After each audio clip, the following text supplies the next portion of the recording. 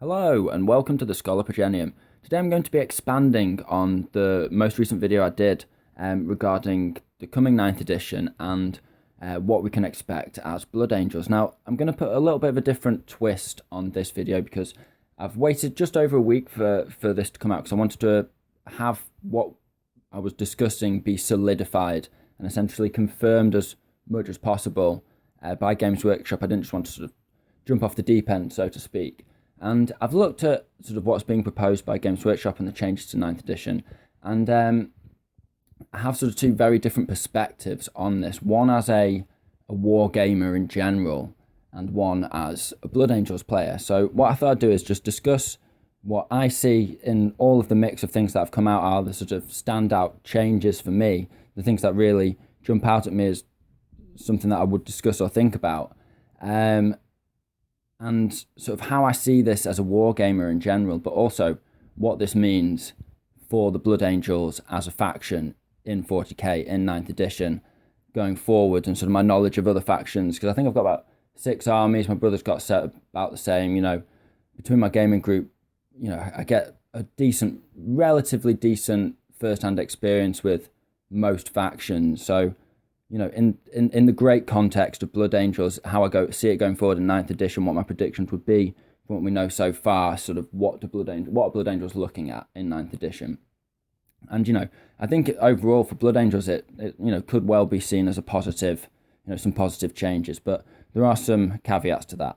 So without much further ado, let me go into the different sections, and then I'll, of course, as usual, break those sections down into further detail.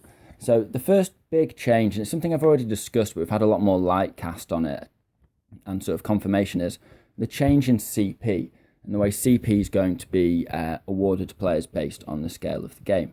Now, at first glance, this seems, really cool, really good idea. Everyone gets the same CP, stops people just taking battalions just for the sake of it, or, taking little brigades or, whatever, this, that, and the other. Not little brigades, sorry, but you know what I mean. It stops people doing that kind of thing with their armies just to get CP and making sort of stupid soups. But, and on the face of it, I really support that. But as a sort of overall war gamer, I can't help have a gut feeling, have suspicion that this is actually going to fundamentally disbalance 40k. Because undeniably, some armies, some factions have available to them much better combos or much more spammable good units that they can take whole armies of. And with the CP being set the way it is, they'll be able to just burn those combos and get more out of this rule change. Whereas before, the balance of paying points out of your list, balancing the CP available to you, meant there was always that sort of tax. And yes, it is a troop tax, but it's a tax that does create an inherent balance in the game, so you can't go absolutely crazy. The more CP you try to farm, the less points you've spent on units that can really kick ass when they make use of that CP. You bang for your buck per CP spent, so to speak. So if you can manage those units and tactically as the opponent get rid of those units or counter that approach in some way, when you look at your opponent's force and you see what they've got laid out, what they're all about, their rules, and you think, right, this is what they're going to try and do to me. If you can counter that in the old system, that was possible. But now, really, that takes me on to the second thing that I want to discuss, which is you can't really discuss the change in CP without the change in the force organization chart and army selection as a whole.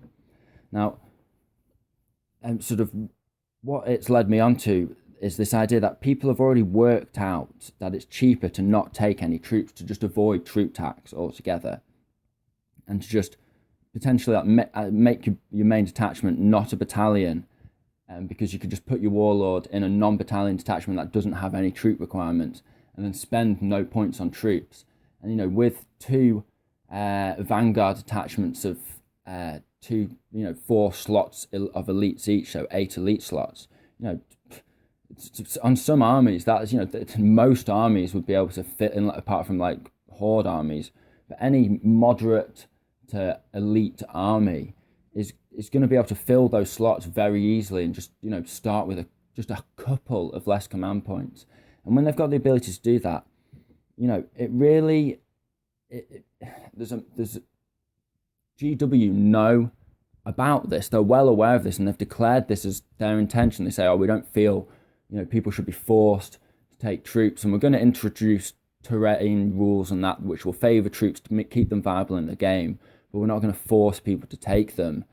That really does leave a lot of variables between introducing terrain rules and such that keep troops viable in the game, and reserve rules that keep troops viable in the game, and this sort of huge trust that you're putting in people to not just take all the most powerful units and just absolutely spam them. And like, okay, so you've got rid of one unit of Centurions, but there's 3 more to take care of, and they've got 16 command points to spend. So once you've destroyed the unit, they'll just start spending the exact same stratagems. Yeah, they can only spend the same stratagem once per turn, but the redundancy they've got in that one tactic is just, incredible. It's incredibly easy to build that in.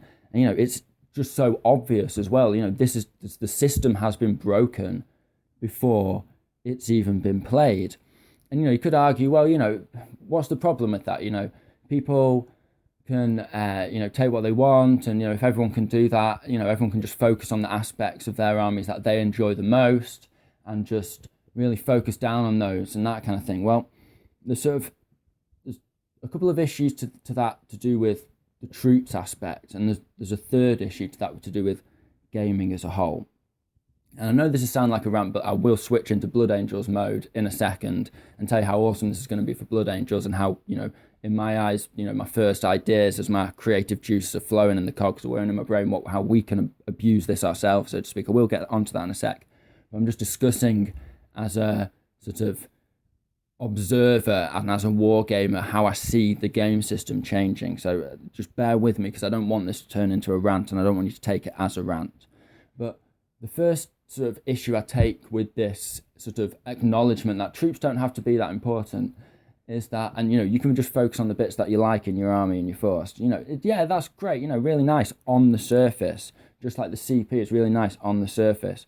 But they said they want more realistic dynamic combat, and you could argue that yes, troops and infantry might slow that aspect of the game down, but unfortunately a realistic part of combat is having troops on the ground, and generals, throughout history, and I'm sure in the future in 40k, if in that multiverse or universe of lore, it's still a problem, keeping your troops alive, keeping them supplied, logistically, keeping morale up. There's whole systems in place in the Imperium, the commissars and all that kind of thing, that just make sure that troops, are managed, and whole logistical cores, and the Imperial Navy just shipping stuff and all this kind of thing.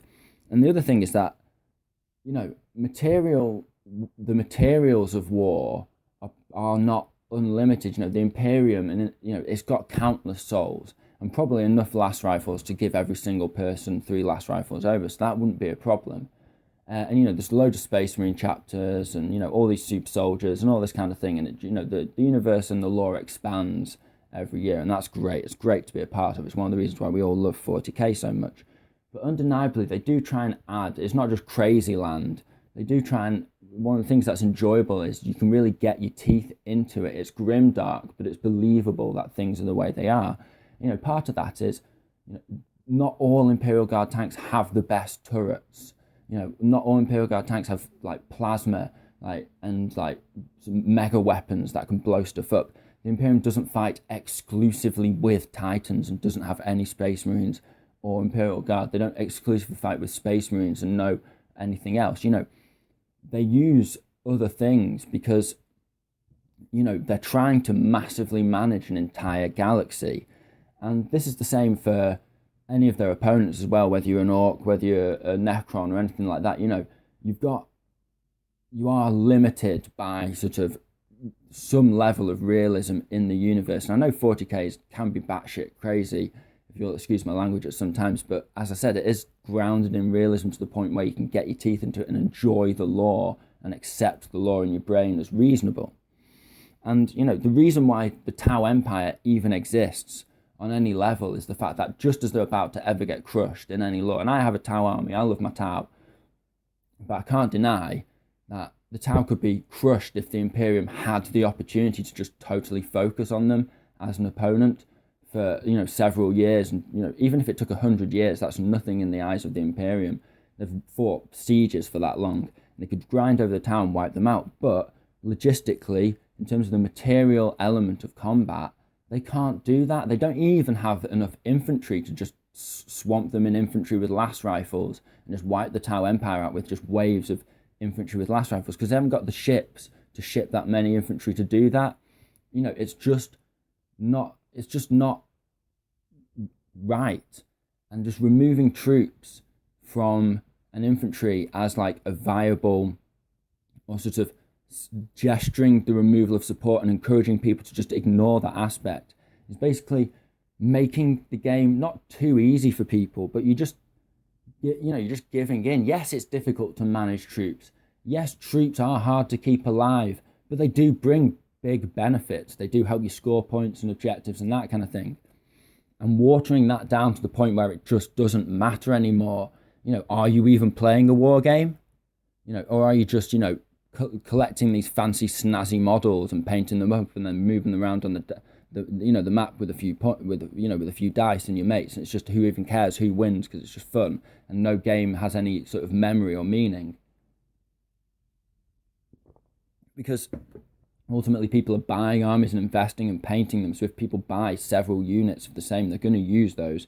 And you can say, yeah, the rule of three or anything like that, but you can there's enough similar units that do similar things that you can easily get around the rule of three and have redundancy in terms of the types of stratagems you will employ and that kind of thing. So the rule of three just isn't going to be enough to hold it back. And essentially, that brings me on to my final point. So, the troops is just not realistic. It also removes the tactical aspect of it, which is sort of what I indicated earlier. Troops are difficult to keep alive, but they have some viability. If you're just creating this sort of gap between troops being actually useful and just a few rules that keep them viable in the game if you want to use them, but not giving some real, genuine sort of push within the game to take troops, then players just won't take them. And as a wargamer, in my personal opinion, it's just watering down a certain tactical aspect of the game and just saying, God, don't worry about that, it doesn't matter anymore. I love 8th edition and I've played 40k for literal decades and enjoyed basically every game I've ever played of it, enjoyed every model that I've ever painted. And so I'll play 9th edition and I'll enjoy it and I'll have a great time. But will it really have the satisfaction? It will just be a good time. But is that what Games Workshop are aiming towards now? Is that the direction they're taking for 40k? If so, then fair be it. So be it. It's their game and fair play. They can do what they want with it.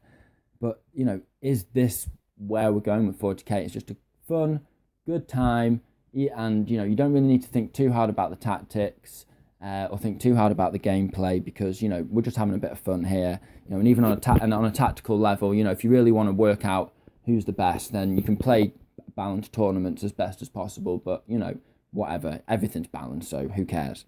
It's just, I don't know, it's just removing layers upon layers of tactics and just adding in a little bit of difference in the way terrain behaves is not going to replace that. And this is further sort of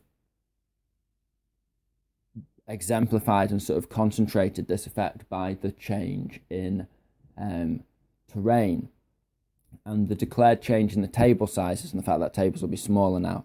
But before I do that, I will go into how Blood Angels, I feel, are benefiting from these rule changes. So as Blood Angels, we have effective troops, but our troops are most certainly the weakest point of our forces. And you sort of babysitting your troops whilst you've got your murder bros going and doing the real fighting is, a real issue for every Blood Angels player who plays a pure Blood Angels list. However, with the new rules, they've clearly stated you don't have to take a battalion as your core detachment. You just pick one of the sort of three main detachments and you start off filling that up, and you can spend command points to build more. Well, Blood Angels fit in an absolutely beautiful spot in this situation, because we have models that are very effective per model, but we do pay points for that. But what that means is we can take large portions of these models and really concentrate and focus on our combat ability, and really just absolutely distill the Blood Angels combat fury down to an absolute pure solution, so to speak, or a pure chemical form, so to speak. Not a solution, obviously, because I'm pure. But thinking about this, when you buy a big unit, sort of 12 Death Company, and you've given them jetpacks and you've thrown some power swords and some thunderhammers in there, you're on sort of 280, 300 points easily, and you're not even at the max unit size of 15. And it's easy to have a unit of 2 units. You could easily have 2 units of 3 Death Company, not even close to the rule of 3. Both of them have 300 points spent on them, even more with the points changes. But let's just ignore their overall points changes for now, because if everything's getting points changes and they're expanding the game up to 3,000 points as a max or beyond, then let's just rule that out for now. That's why I'm not really discussing that in this video, the sort of overall scale of the points changes in the game. But we as Blood Angels can just so easily spend the majority of our points on just a few units, and we will pay basically no penalty in the force organization chart for the amount of extra detachments that we have to take. We probably only need to take 1 extra detachment and have all of the space we need in a force organization chart. And maybe if it costs you just 1 command point for a Vanguard detachment instead of giving you 1, it costs you 1 or something like that, which would be an obvious transition. Or even if it was 2 command points, with your free first one and paying for another, you'll be able to cram that full of murderous close combat death, and have an absolute ton of command points to spend on it. I don't need to explain to you how concentrated our fury is going to be. The enemies who have spurned us, those who have denied Sanguinius's wrath in the past, are about to feel it tenfold. We are really, really the perfect army for this, because it's not like our units are cheap and we'd have to, we'd max out several units of our best units, but need still more, still have filled 8 slots and need more and this, that, and the other. No, we will be able to max out some really hardcore units in some very few actual overall, individual units in the army as a whole. So I can't tell you how exciting this is. We are going to be, I can't even think of all the opportunity that we've got right now, but just know that this is going to be for elite armies such as our own that have, infantry, have close combat ability, are ruthless when we're playing on our own terms. We all have just rolled over the enemy lines and just mercilessly butchered them. Everyone's played a game like that where you've just had that textbook assault, everything's gone perfectly, and when the Blood Angels are playing the game in the way they want, they are undeniable on the battlefield. That's what's so good about them. It's one of the things that I enjoy the most when I'm playing with them, is playing them right and being absolutely brutal. This change, this CP and force this combined just plays into our hands beautifully. We could not ask for more. Now, so, 2 sides to that coin. As a gamer, I'm concerned about the direction that the game has taken, but, I'm not going to throw my toys out of the pram just yet. I'm going to play the game. I'm going to enjoy it. Undeniably, I'm going to play hundreds of games of 9th edition, but, it's just one of those things. I'm just making an observation. I have this gut concern about the changes. And that, takes me on to my next section, which is about the board size. Now, to be honest, there is a sort of I have a minor hint of cynicism, and I try to always avoid being cynical towards GW in any kind of business model, because they are a business, and they're even publicly owned. They have shareholders and that kind of thing. and as a mature adult, I just have to recognize the fact that, I'm not sat in that boardroom and they're going to make the decisions that are going to make them the most money. That is their responsibility, but I do feel that the best way for them to do that is to give us an amazing game that we can all enjoy, and not just try and just constantly bring in new people and that are not even necessarily going to play 40k for more than a few months with their mates before deciding it's not for them. And that is because 40k does undeniably have an insane difficulty curve, even in 8th edition. 8th edition is the easiest, most accessible form of 40k that has ever been played, and it is great, and it is so easy introducing people to the game. And in the past sort of year and a half, well, no, not even past year and a half, past year, I've taught a bloke who started playing 40k who I work with.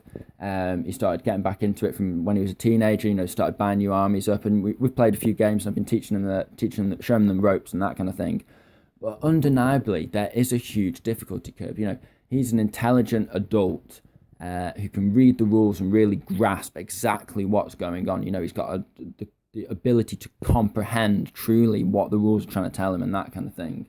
And, he can play his game. He's got plenty of disposable income, so he's been able to buy all the units that he wants, and he's bought himself an airbrush and all this, because he's not a teenager collecting 40k. He's an adult man collecting 40k. He's got back into it with all of the enthusiasm that any one of us who's an adult 40k player throws ourselves into a new army. When you love it, you're just like, right, I'll buy the book, I'll buy this, I'll buy the dice that go with my army, I'll buy all the units.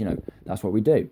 And it's such a luxury. I'm so grateful, like compared to when I was a teenager and like coming up in 40k, and like if you're a teenager coming up in 40k and you're looking at all the price and think, God, I'll never ever, it'll take me 3 years just in birthdays and Christmases to buy that army. I'll just say, like, don't worry, if you're a war gamer and you're in this for life and you just are a war gamer and you love it, and now you'll love it, and maybe you'll forget it for a couple of years and go to university and like get a girlfriend and that kind of thing, but you'll be back, and trust me, it is so good collecting when you have a disposable income. I can't tell you like enough. You can't go crazy, that kind of thing, but when you can just go into GW and they bring out a new model and you think, you know what, when my paycheck comes in, I'm going to treat myself to that because I've worked hard this month.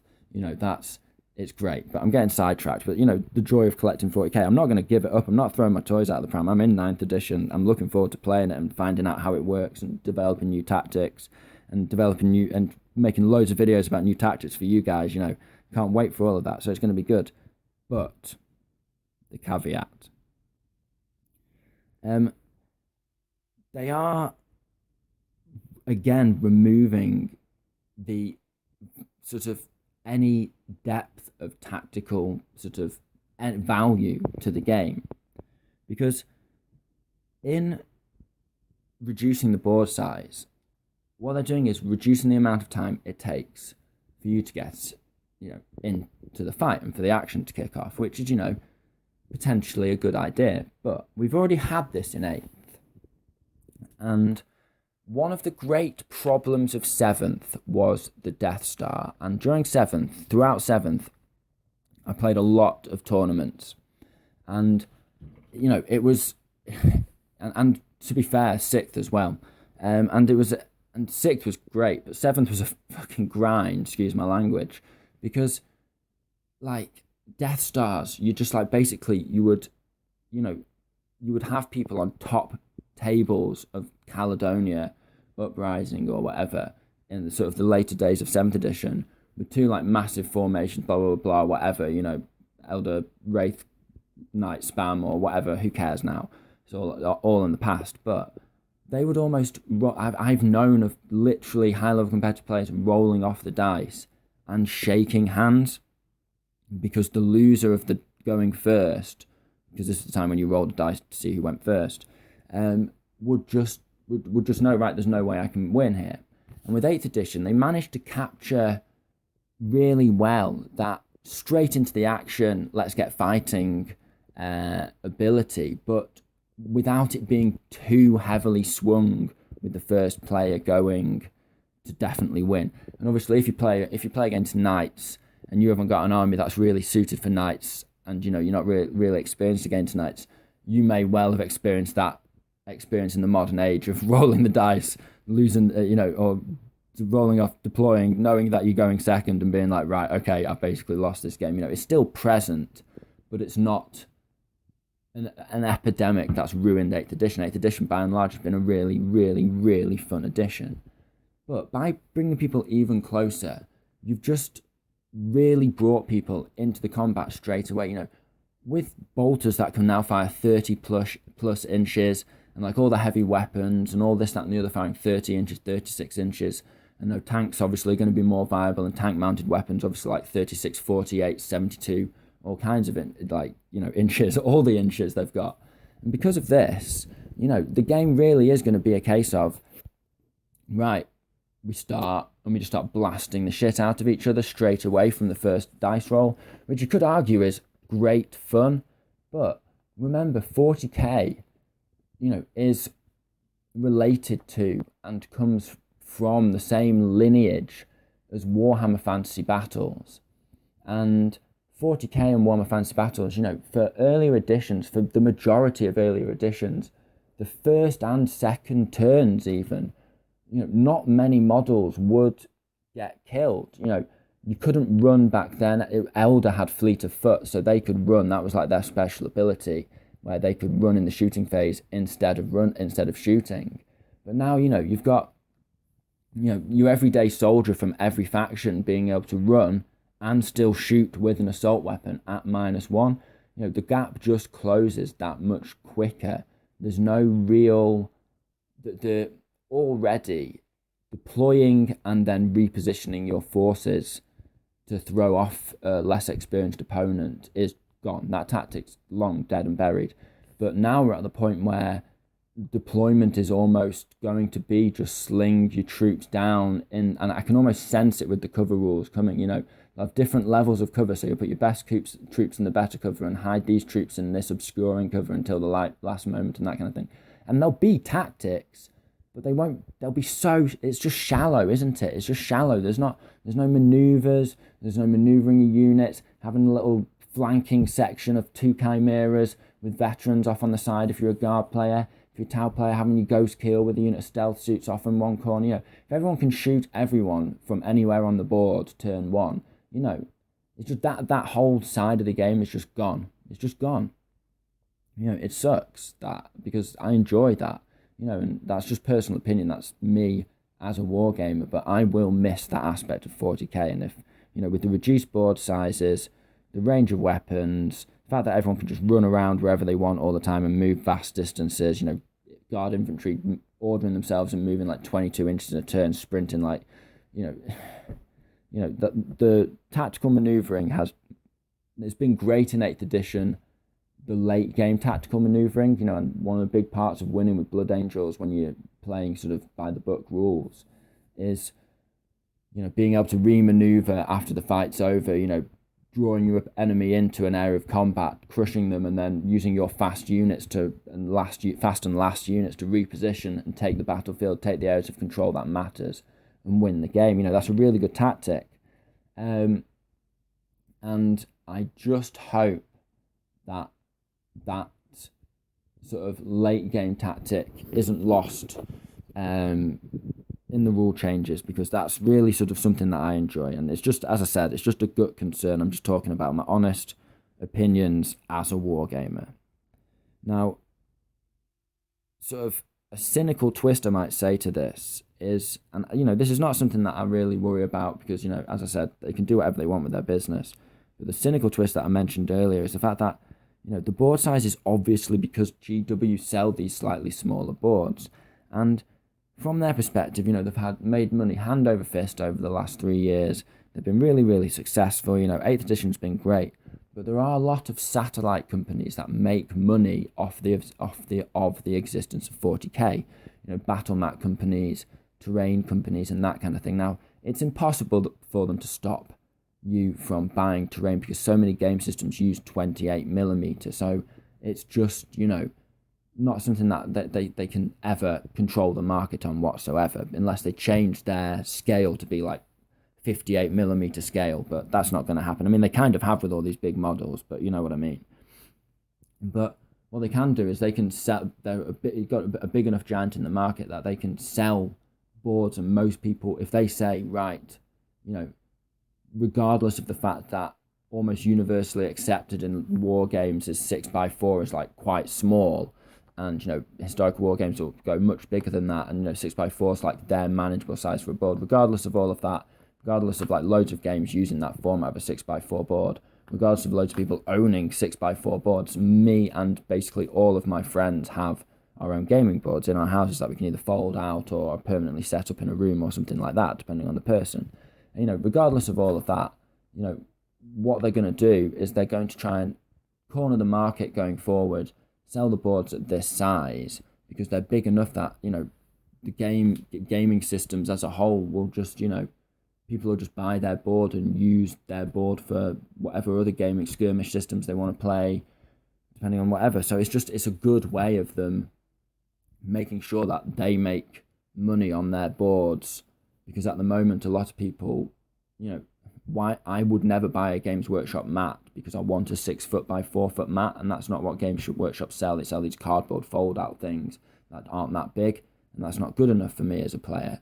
So what they've done is they've changed the rules for the game so that their mat is the right size. And obviously I'll still use my big mat and just not use all of it, but for new players coming in, looking at that, they're going to buy the Games Workshop mat. So it's a business move potentially.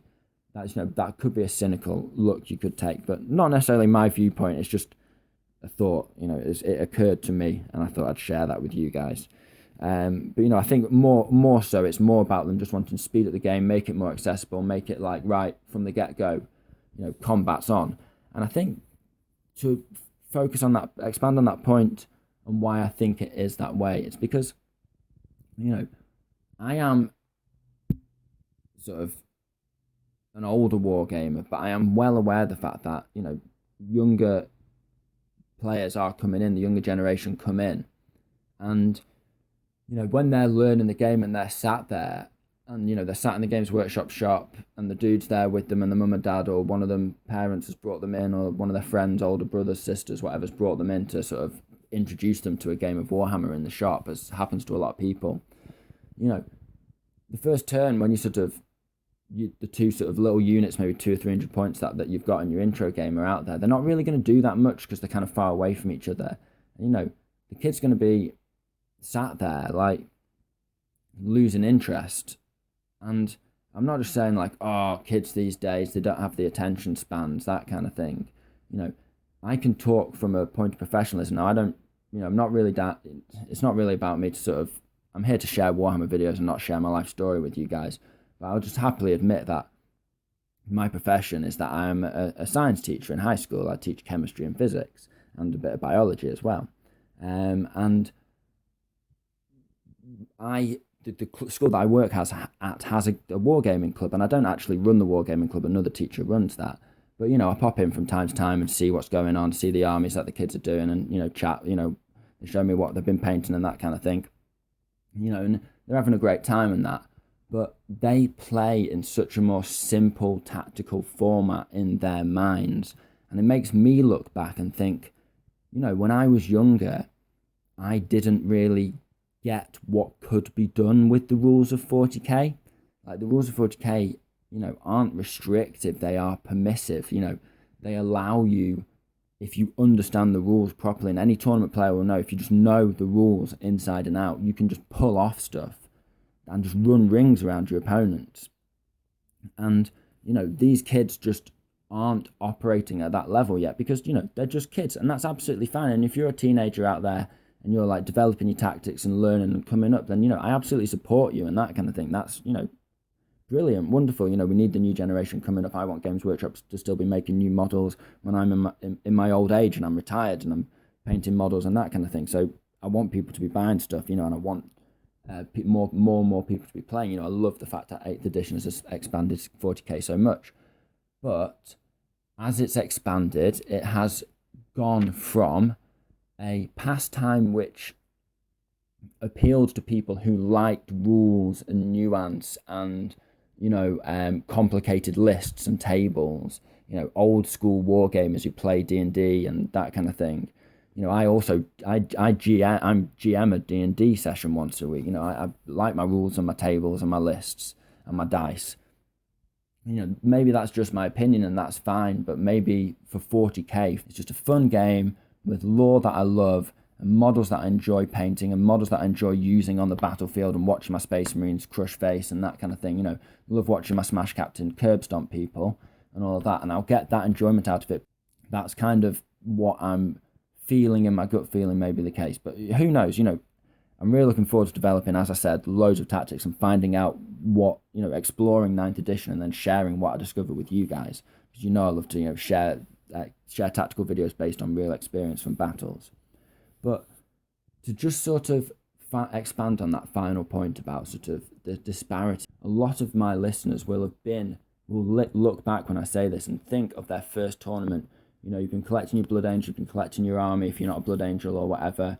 And you've been putting your army together and you've played loads of battles, 500 points, your mates have played 500 points against you, 1,000, 1,500, 2,000, you've got like 3,000 points with the Blood Angels, you've been playing for a couple of years, 18 months, and you think, you know what, it's time, I'm going to a tournament, let's do this. And you're like, on the build up to the tournament, you're thinking, oh, what kind of meta lists am I going to be facing? And then you get there on the first day and you're chatting to your mates in the car on the way there and you're messaging on, social media and that kind of thing, and you're looking up tactics and this, that, and the other, and watching YouTube videos and battle reports, and painting up this unit that you've bought for your list just before you had to submit your list, and this, that, and the other.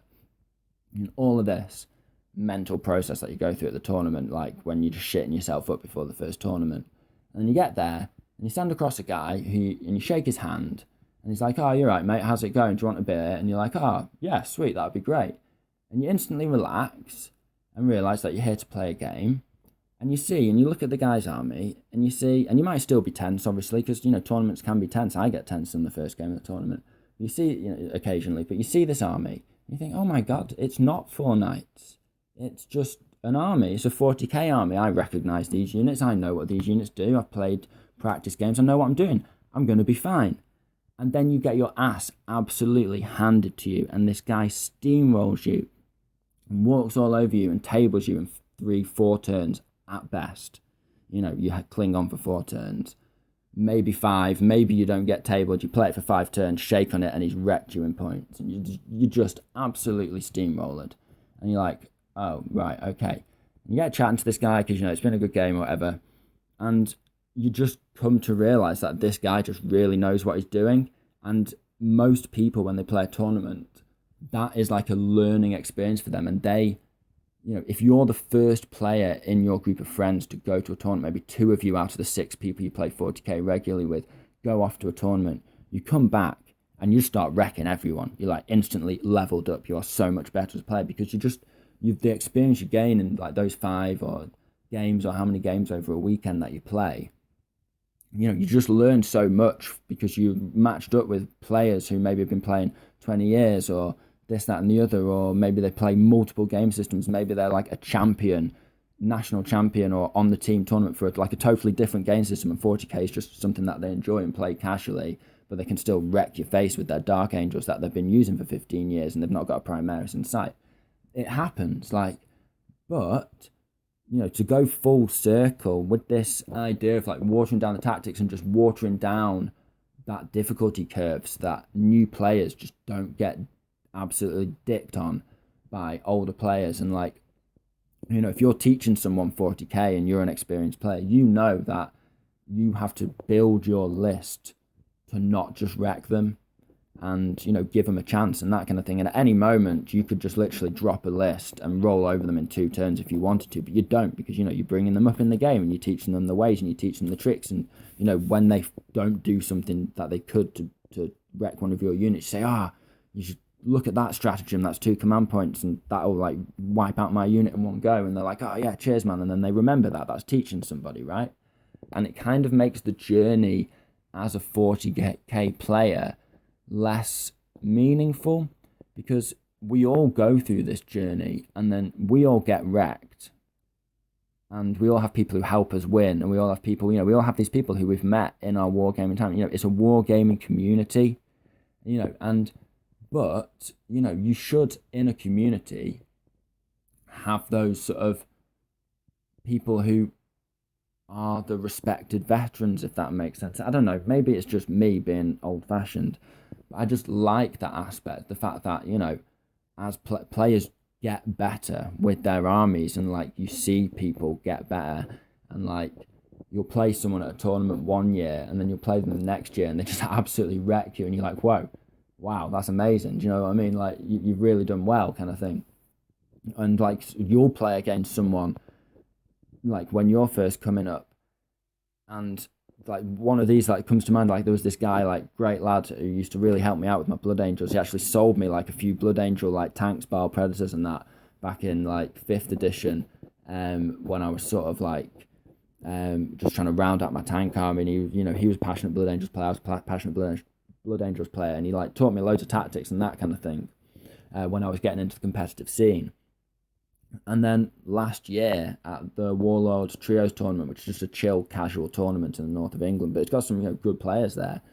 Me and him faced off against each other, and I actually won. And he was using a full Elder list, and I was using Blood Angels, and it was really fun. And obviously we had a great time. We never really play against each other that often anymore compared to how we used to back in the day. So when we meet up at a tournament, we almost always end up getting matched against each other. It's like just sod's law. We are going to face each other at some point, or be placed on a table next to each other and be able to see each other's games. But we are going to bump into each other. And it's always a pleasure, but it was a pleasure to have ranked up to his level. He was a much better player than me.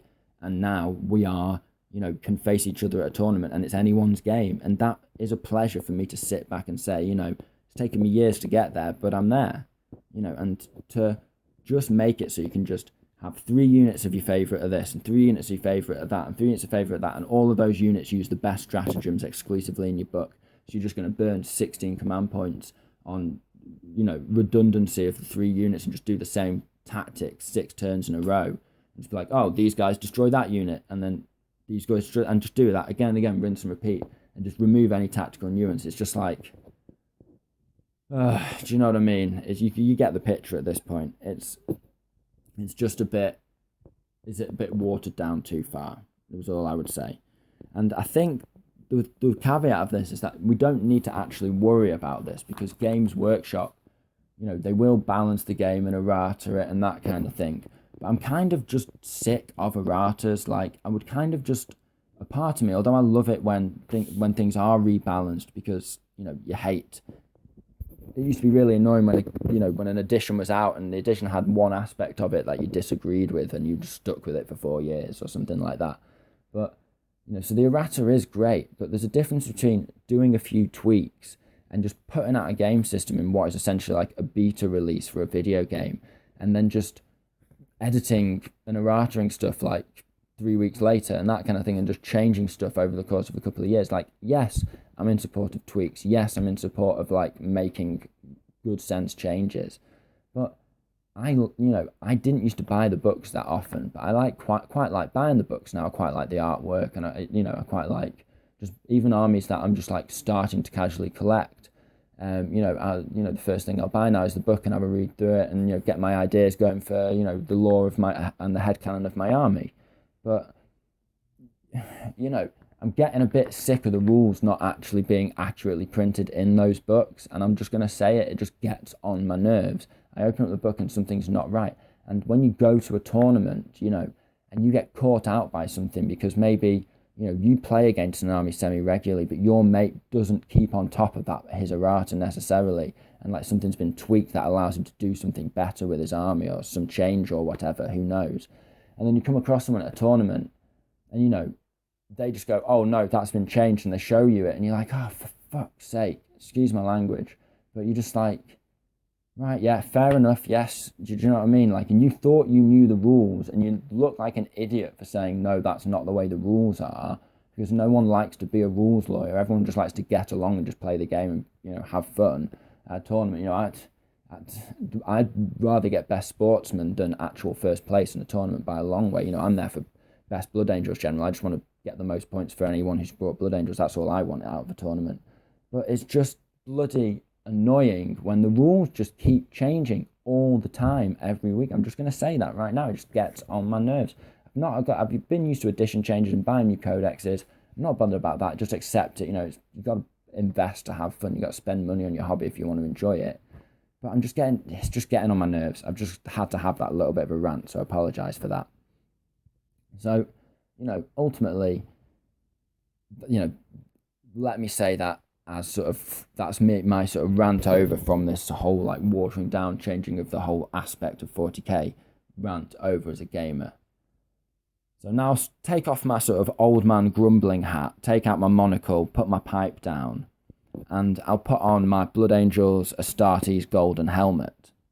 Now, as a Blood Angels player, we have some interesting times ahead of us.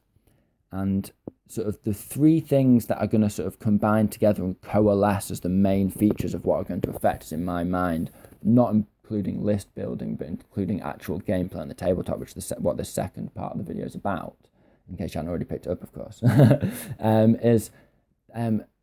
essentially it's going to go two ways with us. So a smaller board and less time tactically maneuvering and being able to focus everything together kind of puts us in an odd position where we've got some pluses and some minuses on every aspect. It's quite difficult to pick apart at the moment, and we'll just have to play games and gain experience and work out new tactics. But I think the plus side is we're going to have some really new, interesting tactics. One of the fun parts of a game is learning it, and as I've said, I really enjoy learning new stuff. So even as a veteran player, a rules edition is always welcomed in my eyes, because I get to develop new tactics and have fun with that, because I just enjoy that aspect of the game. But, so hopefully it is there. But with Blood Angels, think of a board as this, right? If you play lengthways, it's way easier to be deep strike blocked, and the smaller your opponent's front lines, the greater firepower they can bring to bear on any unit that drops in front of those lines. And this puts you in a very difficult position when you're playing against a very good player, which is that they will screen you off with units that are cheap and in their list designed to block deep strikers. Literally for us, basically they've got Blood Angel Smash Captain in line and in mind when they think about this kind of thing and stuff like that. Dark Elder and that kind of thing. So they have these units and they have these tactics ready in their list. And when they get lengthways deployment with just a small front and a deep deployment zone, they are chuffed. Now, with a board that has overall been reduced, what that means is the front, any mission that we play where the front is narrow, we will be at a huge disadvantage, because it will be extremely easy to screen off our deep striking units. And it will be extremely difficult to find holes where you can fit units that are big enough to do any damage. There'll be maybe a spot in his lines where he's got a gap between a tank and another tank where you could fit 5 guys in a line, but who takes 5 Death Company? It's not a good idea. So it's going to be really difficult for us to bring in our strikes on a smaller board, and because of the range of weapons these days and the speed at which units can run up and fire assault weapons, and Tau have the ability to count heavy weapons, assault weapons if they're a Viola sect. There's just a million ways to do it. Doesn't matter who you are, you can run up and blast someone in the face in 40k. It doesn't matter what faction you are. So, with that in mind, we're really going to struggle on that aspect, on the deep striking and deploying in, and that whole element of our tactics. We're going to have to rejig. Now, they're coming in from board edges, that's going to be really interesting, and that will probably, balancing between a nicely timed deep strike and bringing something from a board edge. I can see that being, that's going to be the first tactic I try.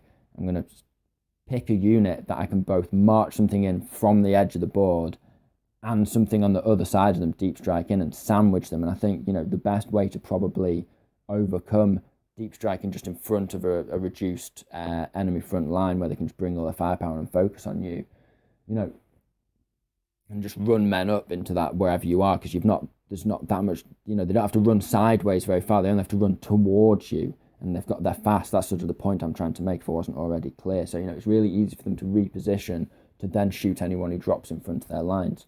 But I think it'll be an interesting tactic to sandwich them between someone coming from the flank and someone dropping in front of the lines. And that's going to be, depending on how the turn switch sequence works, and that hasn't been said yet, that's where my mind's going in terms of adapting our tactics. And that would be where I would be with you. I'd have hardcore units able to come in from the flank, and I would have hardcore units that can deep strike. But this then brings the final aspect of the tactics that we should try when we first leap into 9th edition, when we're getting prepared and sort of thinking what we're going to do in our first few games, and that is the consideration that it is blam time from turn 1. So if you've spent CP, we've got the CP to spare probably, because we don't need to take that many units as a total, so we'll be able to fit them in a small, we've got 18 to play with at 2,000 points or whatever, so, we're good to go. Or, 2,500 points, which I see being, no one's going to stop using models they've bought, so it's going to be like just a higher points value now, 2,500, my prediction. But, the third aspect is you are going to need some hard, resilient stuff in your army that can take the brunt of the enemy firepower and draw the enemy into certain areas on the board so you can open up gaps and then drop your units in and crush them with a flank attack, depending on those tactics. So I would really be considering sort of 3 different unit types in my army. I would have my drop and smash units, which would be, your sanguinary guard, your death company, that kind of thing. You'll have your units that can, survive, maybe a Dorado dreadnought or like another dreadnought or something like, stuff that's a bit tougher. Maybe some of the more Primaris stuff is going to be core to us now. Just stuff that can sit on the board whilst the reserves that you've paid command points to have off the board are off the board and they can do the fight. But those units also need to be able to draw the enemy to focus their forces in certain areas of the board. And again, is this going to work? Because is maneuvering tactics going to no longer be viable? But hopefully we can lead our opponents into a trap where we can catch them between a flank of the board and a gap in their lines where we can deep strike, and where we focus our firepower to open up a hole to put a deep strike unit in. So all of these things, we've got tanks that can race forward now, maybe punch a hole and clear a hole, ready to deep strike. Maybe a Baal getting in their face, a sacrificial Baal that then gets exploded but leaves a gap where you can fit in units, and cleared units out of a building and cleared enough space for you to fit 15 death companies somewhere on the board. There's going to be all kinds of different ways we're going to develop these tactics, but the underlying rule is it is going to be murder time from turn 1. And the unfortunate thing for us is we get really nasty in turn 3, and Blood of Baal gave us, as I mentioned earlier, we have so many nice stratagems that we can spend command points on to really focus in and distill down our best units so they are focusing and working at optimum performance and wrecking stuff. So that is a pro for us. But, the con is the other side of things, which is that, we are going to essentially not be able to really get going until turn 3. And that means we can't spend so many points on our murder units that, we've got nothing on the board and have nothing to survive till turn 3. So we're going to have to spend some points, quite a chunk of our points, on resilient troops that start on the board. And a big part of Blood Angel's tactics, I predict, will be this aspect of balancing your reserves on a fine knife edge. How many units can you afford to put away at the beginning of the game to stomp the enemy when it suits you, and but stopping the enemy from just wrecking you and scoring points continuously over the course of the game. And this brings me on to my absolutely final point, which is the new point scoring system, which is essentially looking like it's going to be ITC. Now, I have nothing wrong with ITC, and I enjoy ITC games because they're easy to play and easy to keep track of. But again, it's easy to play, easy to keep track of, balancing your units and firepower, so you're not just wrecking the opponent, but also keep control of the board and can redeploy your units and keep them close enough or on objectives so that you can score points at the end of the game, as is sort of big rulebook classic and sort of ETC tournament rules. That is, a tactical feat that is a challenge and difficult to pull off, and something that, gives you something to think about during the game. It gives you something to focus on more than just what you want to blow up. And it seems like it's just genuinely like, pick the units you want and blow up what you want, and don't worry about anything else. And I'm not going to diss that, because Lord Nelson, Admiral Nelson, a great historical figure from British history. One of a famous quote from his during, I think it was Trafalgar, but it might have been the Battle of the Nile. He said something along the lines of, screw the manoeuvres, obviously wouldn't use that terminology, but forget the manoeuvres, just go straight at them. So, you know, it is a viable tactic. He was a very, very, very successful admiral of his time. Of course, we've got Nelson's column in London. You know, I am really, really excited, and I think we're all going to be adding new units to our armies, and maybe this is the time to start, you know, a new little army, to start some Dark Elder, start something like that. You know, you can learn a lot from playing different factions and that kind of thing. I'm going to be expanding the channel anyway, to do different tactics videos and all my different armies as well. So tell me if there's an army that you might consider starting now that 9th edition's coming, or something that you're really excited about. Let's finish this on a positive note. What are you excited about for 9th edition? You know, I'm excited for learning new tactics, developing new things, and then ideas, and sharing those with you guys on the channel for all of my armies. If you were going to start a new army, what would it be and why?